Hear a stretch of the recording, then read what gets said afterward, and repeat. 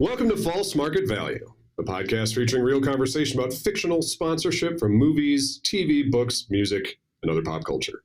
This episode is produced by DJ Cruiser from KSD Studios in Fort Mill, South Carolina, which is why it sounds so good. In the red corner, making his second appearance on False Market Value, sponsorship middleweight champion of the world, Dave Elmy. Co-founder and principal of EDC Partners, host of the award-winning podcast, One-on-One Sports Business Conversations. Dave, welcome to the Second Timers Club. When do I get the jacket? Is it like Saturday Night Live at some point? Like if I do 5, is there a parting gift?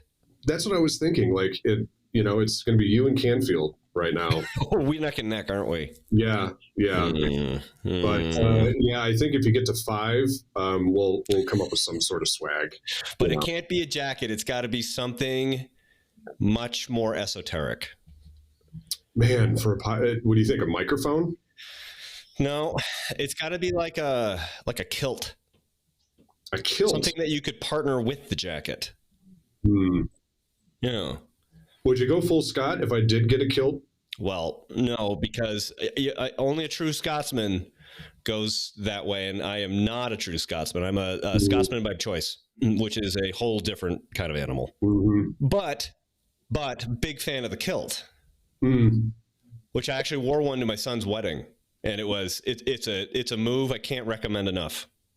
Actually, talking to a fellow grad of my alma mater later this afternoon, and we were the Scots.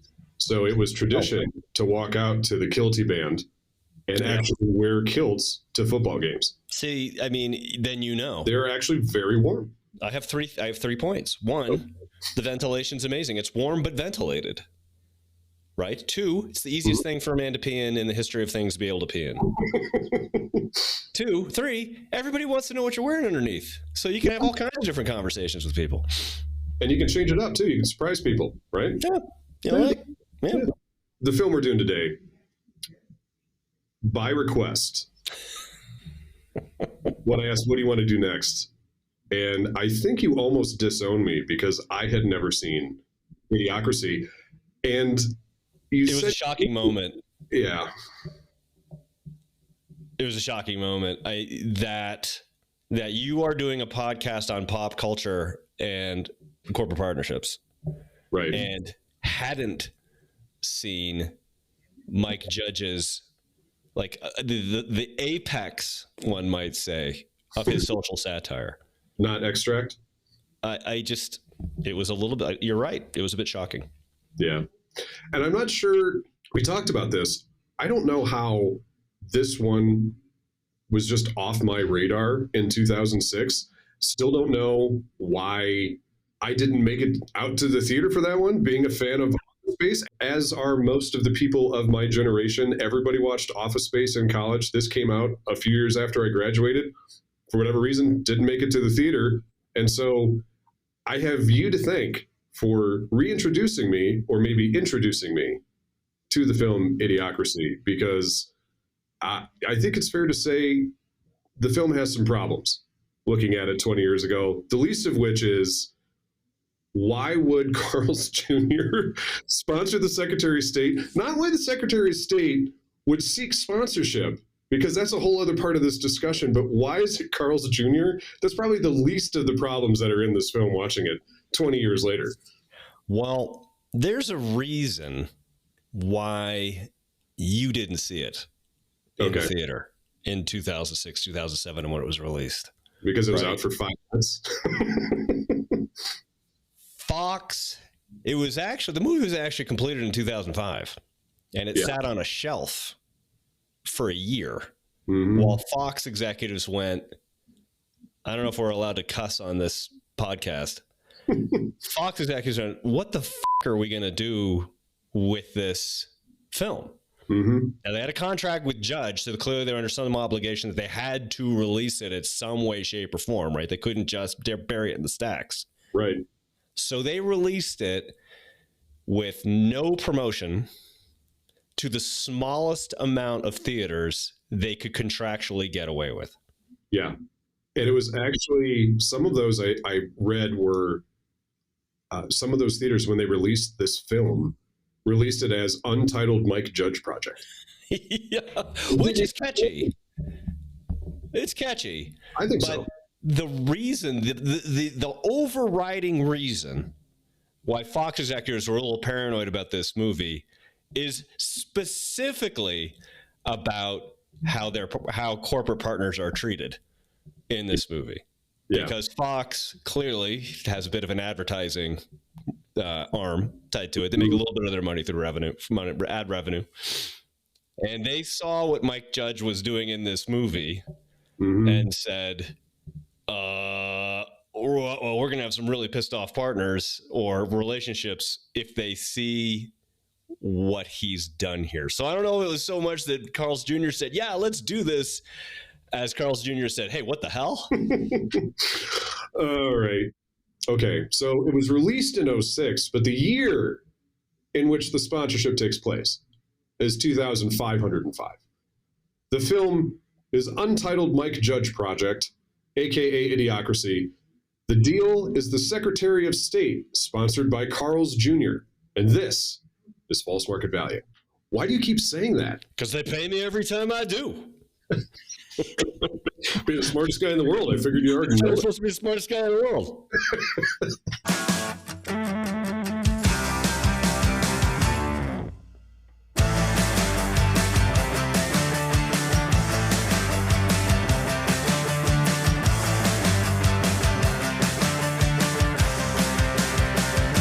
So what's funny is I listened to a couple podcasts and read a couple interviews with Mike Judge. And I think one was 5 years after the film came out, like 2011 timeframe. And one was a couple years ago. He was on the Joe Rogan podcast.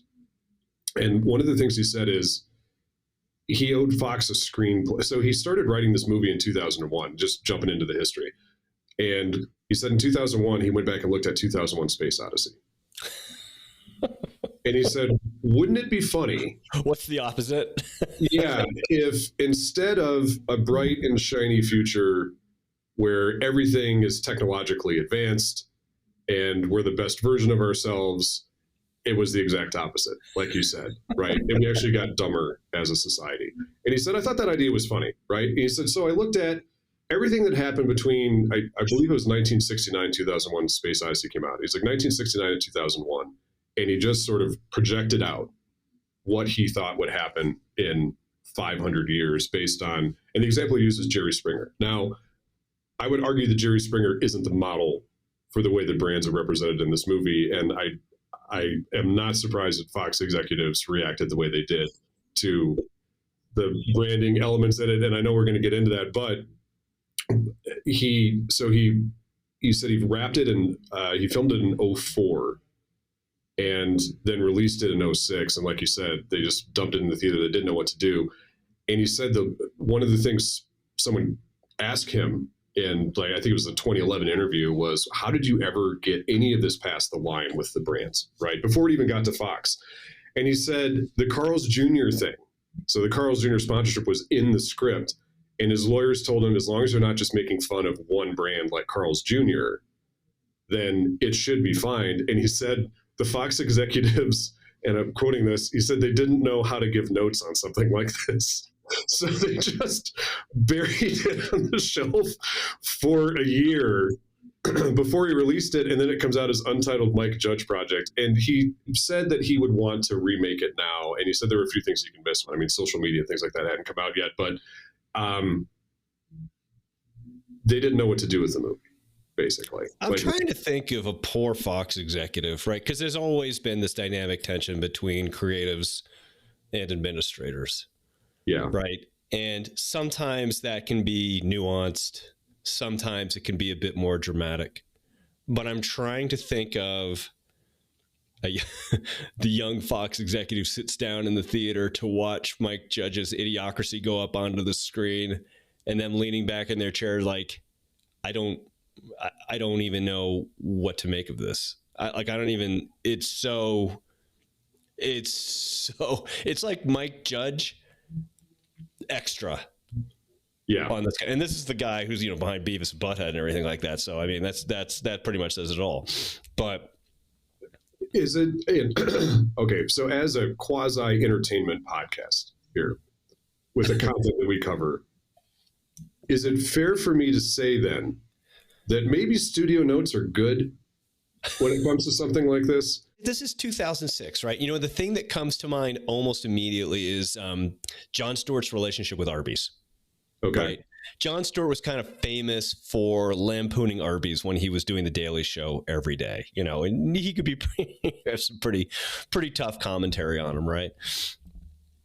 Now, in this day and age, when, Arby's kind of kept quiet on the whole thing, but when Jon Stewart retires, Arby's had some fun with that relationship on social media because brands were more accustomed to saying, hey, this isn't necessarily a bad thing. Yes, okay, we have this guy teasing us and doing all this kind of thing, but it allows us to take the content that he's producing and we can remix it and put our own spin on it. And we can have some fun with it, right? It shows a humanity to a brand. It shows a winking sense of humor from a brand. Mm-hmm. This was 2005. This is 20 years ago. Yeah. That was not how brands were taught to protect themselves. So this is basically pre-social media, to your point, pre-iPhone. Mm-hmm. They had no frame of reference for how they were being treated in this kind of brand. Today, maybe a completely different outcome. Right? Another great one that I think of, single best advertising placement I've ever seen in my entire life was in the playbill of the Book of Mormon, right?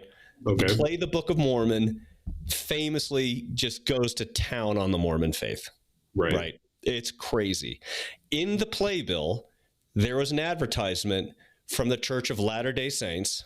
It was a picture of the cover of the Book of Mormon, and underneath it said, yeah, this isn't quite it. And then underneath it said, look, if you're really interested in finding out what Mormonism is all about, we encourage you to visit this website, right? So taking ownership and leaning into it and not stepping back from it and, pitchforks and torches or anything like that, just genius. But it's a different day and age than it was back then. I think it's a good lead into when we start to get into the brand elements of this and how we broke this down. Yeah, because it's the center focus of this thing for me has always been Carl's Jr. and that Secretary of State moment. I had an opportunity to teach a class on sports marketing and sponsorship at the University of San Francisco's sports management program. That's a plug. I'm on the advisory board now. So University of San Francisco sports management program. If you're interested in getting a secondary degree, Master of Science in Sports Management, it's the place to go. Little plug there. Of which you are an alumnus, right? I'm an alumnus, the fourth class to go through. So they were doing a lot of experimentation on people like me back then in those days, which explains a lot. But yeah, no, it's a great way to sort of build a great foundational basis on, if you're working in sports, to look at other ways around it, or the other aspects of it, but also if you're looking to get into sports and that kind of thing. So I was at the time teaching a class on sports and sponsorship marketing, like I said. And so what you want to do is make sure you're looking at the broadest possible perspective. Like you look at the history of like cigarette companies sponsoring baseball athletes, and they're doing baseball cards and things like that, all the way through sort of the first Olympics in 1984, where top partners became part of the mix, right? And the evolution as you go through, you get to present day, and then you start looking towards the future and what's going to do. And of course, this becomes a great opportunity to talk about the future of what marketing partnerships could look like. The Secretary of State, sponsored by Carl's Jr., brought to you by Carl's Jr. So what was the context then of, in the future, this is what it could look like? Was it used as a cautionary tale? Do you think it's a good idea to sponsor the Secretary of State? I'm just curious, when you present this. If you could pull off sponsoring the Secretary of State, like if that opportunity lands on your desk, then you'd have to do it. And we'll get into the why associated with that and how it's actually not even that crazy an idea anymore. No, and I agree with you, because that's one of the notes I have for later in this when we get into the false market value portion of this is, if this came across your desk, like you just said, is it a good idea? And I think we can answer that question. We'll absolutely get to that question. Basically, what the premise was, Ross, is as marketing gets more challenging, as more and more channels are introduced, as people's attention gets shorter and shorter, and their demand for that attention is more competitive, brands will always be looking for new and interesting ways to get in front of you. And I think you see that now pervasively, right? What's the first thing that most sponsorship people do when they go to when you're on a brand side or an agency side, you go to a new property, you start to look at where the camera angles are. You start to look at like who shows up on screen a lot. You know, it started with like the headphone covers on coaches' headphones at football games. Now it's the tunnel where athletes enter. You start to see sponsorship of. These are all things that were never considered part of how to build a brand or integrate a brand into stuff. So like it's just more and more pervasive. And so sponsoring the Secretary of State is just the natural evolution of this kind of stuff. Since we're talking about it, do you think there's a line? Where does the line of good taste as it relates to finding additional real estate for sponsorship? Where's the line for good taste? And does it stop? Is there one? So the citizen in me says, well, of course there's a line, Ross. Of course. We can't debase culture so much so that we end up looking like, Idiocracy. Right. And then the marketer in me is like, hey, let's figure out what's going on. I mean, that's kind of the fun part of this job is what can we do or create that can present a unique opportunity for our brand, right? And there's like the Wimbledons of the world who have the very classic way of doing it. And then there's the NASCARs of the world that are like, okay, well, if it's not nailed down, let's put a sponsor logo on it and see if anybody generates any attention from it. What if Costco had a law school? I like money. Precisely. So I wanted to jump into, as it relates to the branding conversation, the category that you've titled, Dave Almey's Logo Stew. Logo Stew. So Logo Stew, this is where we sort of break down, as you've done before, brand representation in the film, or marketing representation. And I mentioned, I guess I distinguished between those two because the way that I had to look at this was real brands, fake sponsors, and then fake marketing. I think this is one of the geniuses of the movie, though, right? Is that you have a number of real brands, right? You talked about Carl Jr. You got Costco, which has a law school now. Yeah. Starbucks, which in addition to coffee hands out a number of illicit things. They're in it. Yep. I'm forgetting one right now off the top of my head. But anyway, so there's several real brands. Black is next to Starbucks. Yeah. But also, like, most famously, Brondo. I mean, Brondo is a brand that's now, I mean, people reference that like a meme now. Yeah. Yep. Right? Because it's got electrolytes. So like the genius of it is not only just like kind of lampooning brands as they are, but brands as they will become. Yeah. Interesting segue. So Crocs. Everybody's wearing Crocs in the film. Did you notice that? Did you read about this one for Crocs? Yeah. So Crocs. You gotta tell the story, though. You want me to tell the story? I mean, go ahead if you want to. Oh, okay. So they're making the film. Costume designer doesn't have a huge budget. Judge doesn't give her much, right? I mean, the movie's made for $30 million, but unless the marketing cost isn't included, that figure it's 50%, right? So he doesn't have much of the production budget as it relates to costume design. Well, Crocs at the time was a startup, and she goes to Judge and says, it'd save us a lot of money if we just put the entire cast in these things. And it was a startup; it would be super cheap to get all of those. And that's in 2004 when they're filming, right? 2006, Crocs had blown up. I remember at the IEG conference. 07, 08, somewhere in that time frame, Crocs actually presenting on how they were partnering with university athletic departments to do branded Crocs for individual schools and licensing agreements and things like that. They were absolutely huge, but at the time they're a startup company. And he had said, well, what happens if this brand blows up, right? Becomes really popular. And she's like, it's never going to happen. Nobody's ever going to wear these things. No one's ever going to wear these things.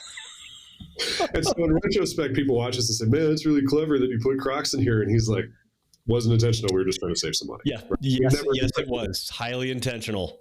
Yeah. It's hilarious. So Crocs is in there unintentionally. They're not getting plugged, but everyone's wearing Crocs. We talked about, you mentioned Costco. There's actually a Nike logo, but it's an upside down swoosh. And their tagline is "Don't do a thing." Jack in the Box. Instead of Jack in the Box, Pepsi shows up at one point, and then Fuddruckers. And then the one we're doing now, which is used as the example of the dumbing down of society. Because I don't know if we want to say what the name becomes, but I think the audience can probably use their collective imagination to see where that one heads. So fake brands. You mentioned Brondo is probably the most popular one here, but there's a whole list of these, and the ones that I'm going to mention on this podcast are Nasty, Viral Aid or Viral Aid. I think it's Viral Aid, given the ED focus on some of the brands that are in this film. There's a lot of scatological humor as it relates to that. Smart Speak, Mondo, and then there's Omnibro, which I want to come back to at one point in this. Omnibro seems to be a jack of all trades. It's like the technology partner for the future, where it shows up in the hospital. It's the one dispensing the Carl's Jr. food to the people street side. Tarleton's, which is your fake cigarette brand. And then the one that made me laugh the hardest, because it's on Luke Wilson's character's shirt, the Average Joe. It's on his shirt, but you don't really see it until maybe halfway through the film. But the shirt he gets from Dax Shepard out of the vending machine is Retson because you stink. And I could not catch my breath when I saw the tagline for it. So, I mean, and again, you go back to the genius of the movie. There's so many little things. It's the movie you can watch 20 times and just never paying attention to what's happening in the foreground. Just paying attention to what's happening in the background of the film is both satirical and hilarious. I could not agree more. And that's when I look back at it and feel like it's okay to laugh at Retson because you stink, if that was an actual tagline. I mean, you have dude wipes now, right? I worked for the American Automobile Association NASCAR partnership when we took over the Viagra car for Mark Martin. Because Viagra was famously the partner for Mark Martin for a few years. American Automobile Association came in, and I had a chance to meet Mark Martin and tell him what my role was. He's like, just thank you so much. He's been driving around with erectile dysfunction medication on his car for the last 3 years. He was like, it was very lucrative, but it was not a lot of fun to be always answering questions. Well, speaking of NASCARization of branding and just society in general, we're looking at this from the time they made the film 500 years in the future. There were, in addition to Carl's Jr. sponsoring the Secretary of State, I caught a couple other fake sponsorships here. So one is when Rita tries to dial long distance, and it's AOL, Time Warner, Taco Bell, U.S. government long distance. Those are 3 different brands sharing title. Is that there. A brand, or is that the ultimate merger? I think it's a 3-way title sponsorship. Okay. If we're going to break down that one, I think they're all splitting the fee for what that is. And then there's American Express with 3 X's sponsoring the House of Representatives, run by President Camacho. Do the full name, please. You go ahead. I do not. Dwayne Elizondo Mountain Dew Herbert Camacho. Played pitch perfectly by Terry Crews. 100%. I mean, how he didn't win an award, I'll never know. Yeah. And went by, what was it, Terry Allen Crews? This had to be an early role for him. Yeah, it had to be like way earlier in his career. Yeah. Some of the fake marketing as it relates to those things that I thought was notable was slot machines in the hospital. So branding in the hospital, the cigarette branding in the courthouse, like that stuff is funny. But in terms of things that you might actually see, if they're going to do that anywhere, it's going to be where I live in Vegas. And it was the only reason I mentioned that. It's not, I'm not trying any sort of qualitative judgment about like where they put slot machines here, but when you move to Las Vegas, you realize when you go into an Albertsons that there's going to be a slot room, and they have a slot room at the gas station. They have a slot room at CVS for a while. I can't that they believe they haven't figured out a way to put slot machines on the back of toilet stall doors. I mean, they figured out a way to market the cup holders above the urinals in men's restroom. Yeah. So it seems like a natural progression, but would they end up in hospitals at some point? Knowing the clientele for some of the hospital systems here in Las Vegas, it doesn't seem unreasonable. That's not unreasonable. It's only a matter of time. So breaking down the branded wear, you said there's pro wear on the top and there's assorted on the bottom, and you could pick which shirt you were going to wear just out of the vending machine in his house. I found that interesting too, that there was like a level of engagement you could have with the brand depending on what type of wear that you wanted. And for the record, Luke Wilson pulls out assorted, right? Yeah. Which gives him the Redson. Yeah.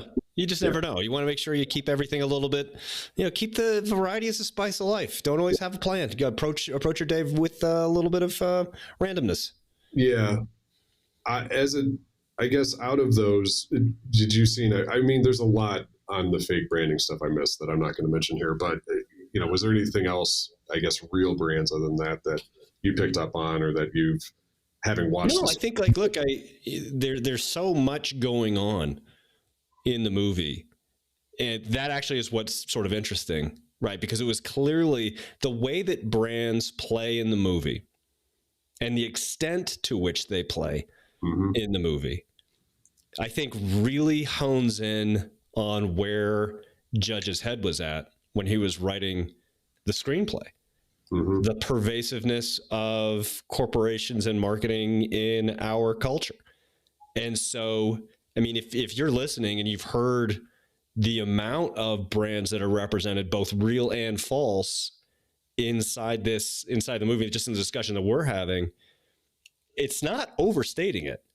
Like, just because this is what we're concentrating on doesn't mean like, oh, we're just looking at this one part of the movie. It's everywhere. Judge, when he presented those 3 screenplays to Fox, he gave him 3 ideas. Idiocracy is one of them. And he points to Idiocracy and he said, this is your commercial film. Out of the 3 that he got, I don't know what the other 2 were, but he said, this is the commercial one. And then this is what he does with it. So to your point about it being satire, he told them to commercialize the satire that sends up the brands in this film. That might be the most subversive thing I've ever heard in my entire life. Yeah. Well, and somebody asked him, they said, well, when they were interviewing Judge, they said, so do you consider yourself an optimist or a pessimist? Because Idiocracy is very pessimistic. And he said, no, actually, I'm an optimist. He said, but pessimism's funnier. That's true, right? Goes back to the 2001 example. Yeah. Great movie, but not very funny. No. And this actually goes back to what sort of the crux of what we're talking about. The Secretary of State, brought to you by Carl's Jr. And for those of you who haven't seen the film, like, there's this moment where the main character is invited to the White House because he's accidentally found out to be the smartest person left on the planet. And they bring him in to help solve some problems, and he meets with the president's cabinet. And every time the Secretary of State talks with him, he follows whatever he says with brought to you by Carl's Jr. I'm the Secretary of State, brought to you by Carl's Jr. And after a couple of versions of this, main character played by Luke Wilson turns to him and says, why do you keep saying that? And going back to the beginning of this episode, it was because they pay me every time I do, right? So that goes beyond marketing, right? So we take in, funny little, connection between government and a brand. But now you start getting into, if Judge is taking it to the next level, like what brands are going to be involved in adult entertainment, how are corporations going to influence government going forward? And so, right, what you said earlier, like, well, would I look at an opportunity to sponsor a government official? Like, if you're Carl's Jr. and you could sponsor the Secretary of State, which is clearly going to have influence over policy. Like, if you're a corporation and you can sponsor the Secretary of State and you want to get into Azerbaijan to open up Carl's Jr. You want the Secretary of State on your side. So I just wish he had said how much he paid him every time he referenced it. I agree with you, and it's a brilliant segue into, I'm going to combine two categories here. Let's do it. Because I think they're indistinguishable, at least as it relates to this particular deal, which are know your audience and assets. These things are inextricable, I think, they are for any sponsorship agreement, right? You can't just put together a list of assets in a term sheet without knowing how those assets are connecting the brand to the audience. I don't think the Secretary of State was doing the outreach on this. I think the brand approached them first. It's just my personal opinion in the context. You don't think so? It could work both ways. If you're the Secretary of State, you're making to look a little extra money. It's like, here's what I have to offer. You could approach them. You could say, hey, look, every time I say I'm the Secretary of State, I'll throw your name out there. There's a brand that could be, I could see that getting shopped. Okay. Fair point. So what does that audience look like? I didn't do a lot of research. I want to add that caveat because aside from because initially when I watched this, I went, okay, it's just verbal acknowledgement. And I've seen that before, right? I did a valuation once for the Air and Water show for the city of Chicago, and that was sponsored by Shell. And Shell had a verbal acknowledgement before the show started on day one. And that's one verbal acknowledgement in a sea of noise. Yep. It was 3 minutes. They got a 3-minute speaking opportunity before it started. And then you can't hear yourself think from the jets that are flying overhead. So they get that just acknowledgement at the beginning. Get a plug. But that in itself, while you should include that as an opportunity like that, right? That's valuable for Shell to have that. But it's not the entire partnership, and it's not all around it. It's not especially valuable in and of itself. One of the things we've always counseled brands on is look, the whole idea behind partnerships is generating a halo associated with whatever you're doing, right? That's why you're there, right? To benefit from the brand, from whatever thing it is you're sponsoring. So we've always counseled brands, like, if you believe that this is important for your brand, the message that you're trying to send to people, the way you're trying to position yourself in the market, you want to generate as close to an equity position in that property as you possibly, the perceived equity, right? You want to be close to it. You want to be considered in the same breath. That's why title sponsorships are so valuable. It's why naming rights can be so valuable. Every time the Secretary of State says, I'm the United States Secretary of State, every time he is brought to you by Carl's Jr. The reason he's there is because Carl's Jr. makes it possible. I am brought to you. The only reason I am here is because Carl's Jr. gives me the support to be here. So that creates that an intrinsic link of value between the two. It's invaluable. It's almost incalculable, to your point, for how that brought to you by designation could be identified for something like this. And it's even harder when you're thinking about it doing it 500 years in the future, right? That said, if we had to look at something to just look at gross exposure value, we don't know, aside from that verbal acknowledgement. And I looked on, so in researching this, I looked online, and in my head, sponsorship person, I'm thinking verbal acknowledgement, right? Because that's typically how it's written in a contract. And someone said, well, they're actually sponsoring public addresses by the Secretary of State. And I went, oh, public addresses, where are those happening? So if you look at our current Secretary of State, Anthony Blinken, on YouTube, he has 417,000 subscribers, and they post a daily briefing from the State Department every single day. That's just on YouTube. That's just on YouTube. Yeah. On X Twitter, 2.2 million followers. So we're in November. Before an election year, Anthony Blinken joined in January of 21. So we're not quite at 4 years. It's 3.75 years, but he has 5,950 posts on X. And so if you look at just the gross exposure value of, if you had brought to you by, and this is a question I have for you, if you have brought to you by every time the Secretary of State speaks, and looking at the State Department too, they are, as part of the president's cabinet, the world's diplomat, the representative of the United States around the world. Anthony Blinken brought to you by Carl's Jr. Brought to you by Carl's Jr. He's visited 89 countries this year. This year alone, 89 different countries Blinken has traveled to. 417,000 subscribers, 2.2 million X followers, and that's just the social media components where he's posting those. That doesn't count every diplomat in any one of the 89 countries where he's shaking hands saying, "It's nice to meet you, Secretary Anthony Blinken, brought to you by Carl's Jr." All the way around the room, every time that he mentions Secretary of State, it's brought to you by Carl's Jr.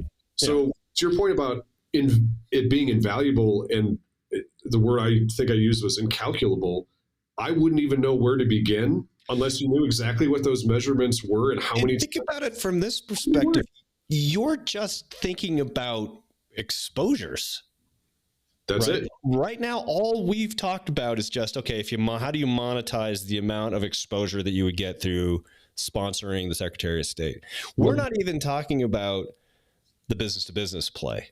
Yeah, the qualitative elements aligning with the world's diplomat from the United States. And it goes back to what I said earlier, right? If you're a company and you want to get involved in Azerbaijan, if you want to open up new markets, what better way to sponsor the Secretary of State? You could open up entire countries' economies to your business just through that one relationship. So yes, I would look at all the media value as like, that's the gravy. Right. That's the icing. The cake is, I can move markets. I can gain access to markets through this sponsorship. Policy influence, 100%. Yeah.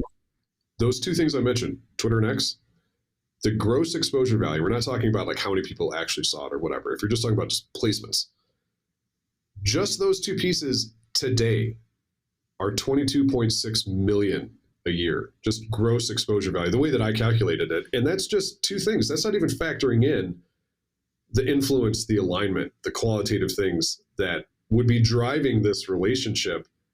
But the gravy of, look at the ROI we're getting out of this just from those two pieces alone. And I don't know what the actual audience is person to person and what's happening behind closed doors with the policy influence of having Carl's Jr. in those discussions, but I wouldn't even know where to calculate that. And then 5 years later, even harder. That's why, I mean, you're of course hitting at the very center. Like when we talk about, you and I have been involved in a lot of sponsored valuations together, both independently and together. Yeah. And, you know, there, with all of these kinds of opportunities to do those kinds of projects, there's two ways that you look at value. Yeah. Right. There's the quantitative measures where you go back and you get all the data points about people coming through the doors and social media reach and media placements and all the things that you can measure against. But then there's all the qualitative, right? You talk about the brand halos and the business to business engagements and things like that. There's absolutely value there. It's the two parts to this equation that are always going to be, having to the hard and soft value associated with these kinds of partnerships. There are a variety of different approaches to trying to monetize that qualitative value, but it empirically is trying to capture what we're already aware of as analysts and as consumers, which is there is a tie here beyond just we're trying to reach as broad an audience of Americans or global population as possible. There's something else at play here. How much should I actually pay for that if you're Carl's Jr.? So we can't not talk about the fortune-telling aspect of Idiocracy.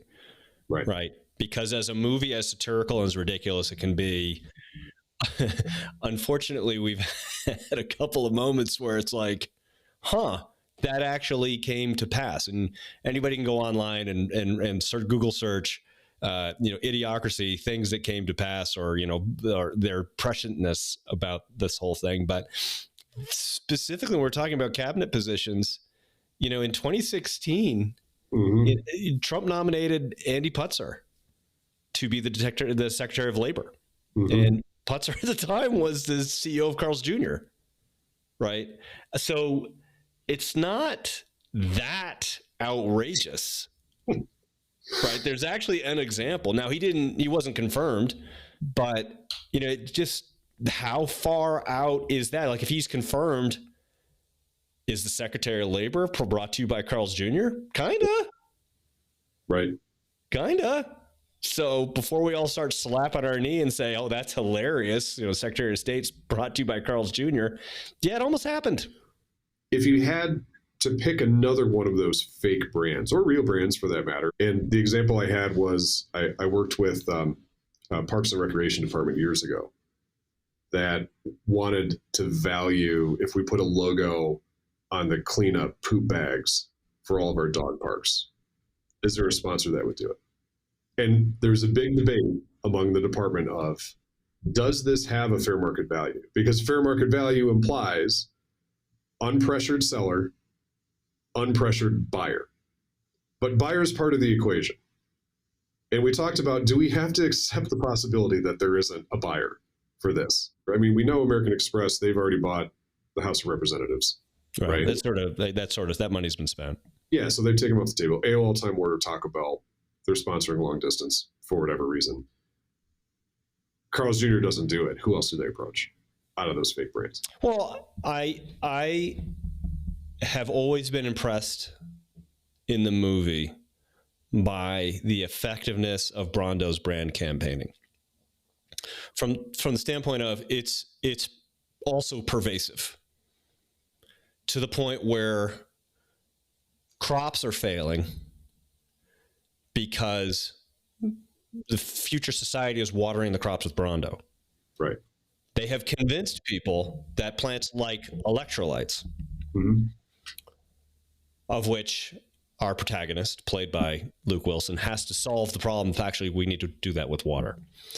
So from my perspective, combining Brondo's clear brand emphasis with the power of aligning with government, I mean, that could be a heady brew. I had assumed that you would say Brondo, because I think it would be the next obvious one that if you're going to approach somebody near the Secretary of State, you go to Brondo, just given the influence they already have over everything. I guess the challenge is they already kind of own everything. They're kind of already everywhere. So would there be an upside? They've already pressured the government to use Brondo in place of water. I mean, it would give them... So clearly they've already got the Department of Agriculture. Right. Is there a value to that? I was thinking maybe the sleeper candidate here would be Omnibro, because Omnibro's kind of into everything. Yeah. It's trying to get into 89, maybe 300 countries, as you said. But like maybe even Starbucks, I mean, adult entertainment and voting, you could use them all as voting precincts. I mean, think about it. Was a former adult entertainment actor. That makes sense. It's true. See, that could be a real patriotic play. Right. All right. So there's a couple other, potential candidates for this. But all right, let's last category. I anticipate this is going to be a short one. Let's do false market value. All right. So we talked about how hard it would be to nail down what the actual value of this partnership would be. Question number 2, posited to you, Dave. What did the Secretary of State actually get paid to do this? So, yeah, I wish. Right. So, we are living in future times. Clearly, the Secretary of State is not the brightest bulb. Right. Right. I think he did it for trade. Did it for trade? He did it for trade. He does say, because they pay me every time I do, say, brought to you by Carl's Jr., but the concept of currency in 2505 is malleable. Mm-hmm. So I don't think there's any reason why fries and a burger couldn't be considered currency. Yeah. Given how Luke Wilson manipulates Dax Shepard's character, Frito. Isn't that his name? Frito. Yeah. And he tells him, if you could take me to the time machine, which is a plot device in the film. No spoilers. Well, no spoilers, but he tells him, I'll give you $80 billion. He just makes up a number. And Dax Shepard, as we've quoted through this episode, says, I like money. I like money. I think I'm agreeing with you. If not trade, I think they went to the Secretary of State when he came to collect and they said, we already paid you. And he's like, I like money. And walked away. And that was the end of it. He didn't get anything for it. I think they're getting like when currency is devalued to the point where I can just say, I'll give you $80 billion. And they say, okay, I like money. Yep. Something like a hamburger has actual real tangible value. Yeah. So cheeseburger every time he says it. Yeah. Yeah. I like it. Or at least when he shows up, or out of his vending machine in his house, whatever it is, he gets something like that. And he thinks he's getting paid, right? Because he likes money. Yeah, I agree. Assorted. Yeah. So there isn't, the value to that is flexible. Fluid would be the better term.